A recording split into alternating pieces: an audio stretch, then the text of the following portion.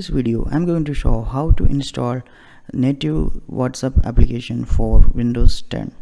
You can download the application from this web page. I will put a link to this page in the video description, whatsapp.com/download.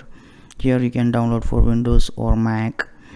Okay, after clicking this download for Windows button, there will be a setup like this.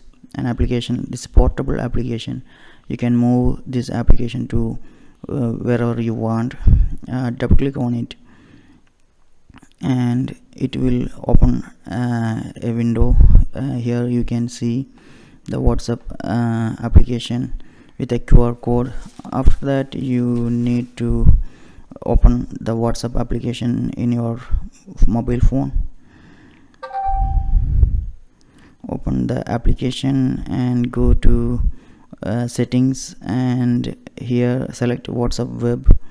And if you already signed in to some other WhatsApp web or any other application, first you need to log out and again go to WhatsApp web and scan this QR code.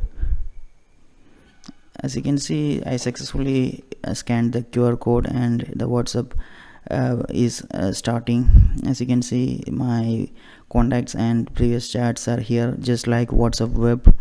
The advantage of this application is you can use keyboard shortcut like Control N, Control Shift N for new group. Use normal cut, copy, paste. All Windows shortcuts will be available here. Anyway, that's it for now. Thanks for watching. Have a good day. One more thing, this is an internet speed test application, openspeedtest.com.